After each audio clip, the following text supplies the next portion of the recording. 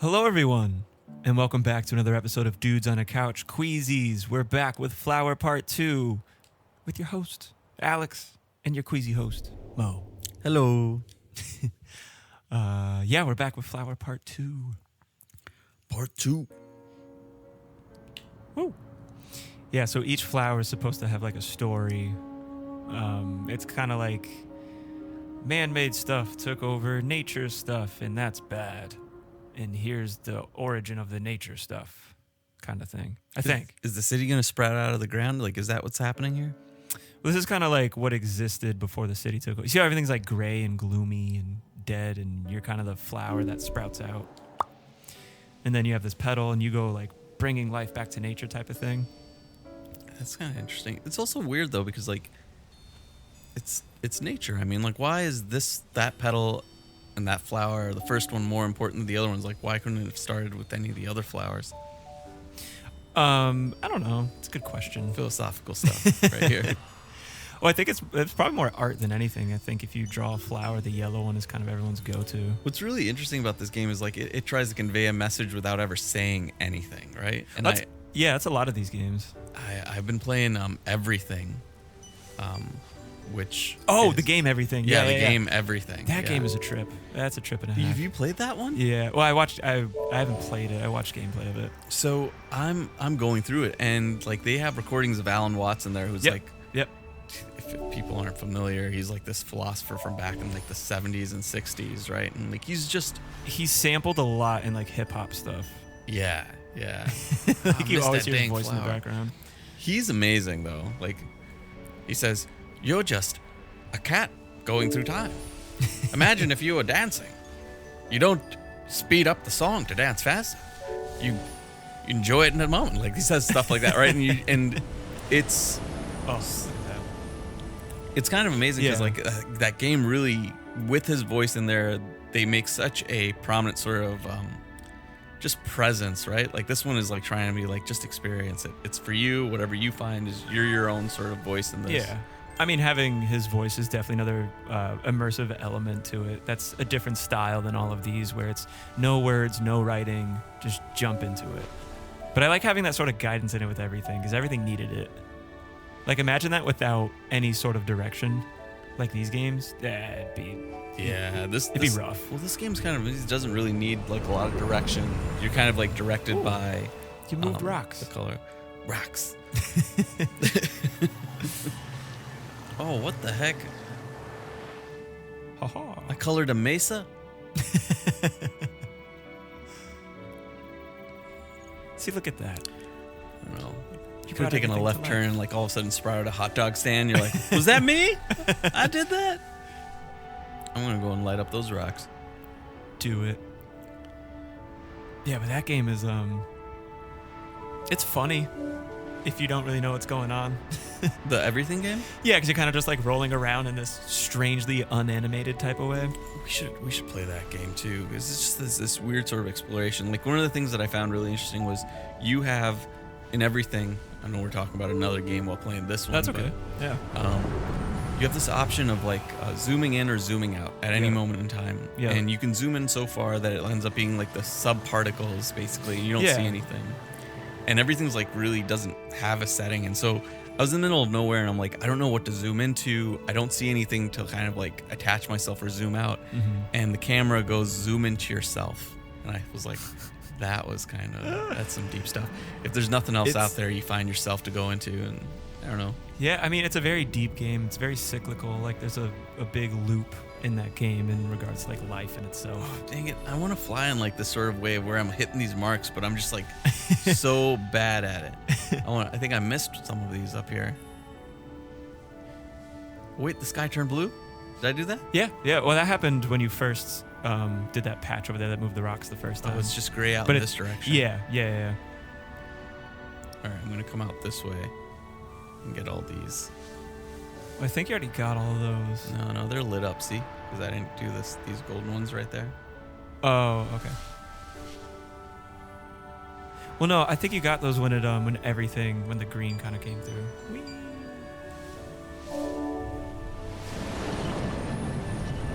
We'll move the mesa. I do like this idea of nature moving, like, rather immovable objects, like rocks and stuff. Oh, why is it all quiet? Isn't there that mystery, like, in the saltwater flats, they have these rocks that just, like, randomly roam around. They don't know how or why. Really? I think I think there's, like, there's huge boulders, yeah, and I think there's assumption that, like, wind blows them around. That's you crazy. Basically see these rocks, and they just have, like, trails behind them, like they've been pushed around. That's probably the whole SpongeBob thing. What? Wait, you don't know the boulder thing? No. What's the boulder thing? Oh, the pioneers would ride them for miles. This is hilarious. Oh my God, this is funny. There's an episode in SpongeBob where SpongeBob and Squidward get lost trying to deliver pizza. And they find this big boulder, and SpongeBob is like, "We're saved." And Squidward's like, "How?" And he goes, "The pioneers would ride these for miles." And he goes, "It's just a rock." And he goes, "It's not a rock. It's a boulder," or something like that. Or it's not a boulder, it's a rock. I always mix it up. But yeah, and then he gets on top of it, and Squidward's like, "This is stupid." And then he just drives it off, like he drives a rock. It makes no sense. You need to put that clip in here. I mean, they'll get it. I'll probably throw it in exactly. right here. Whatever. It's not just a boulder. It's a rock.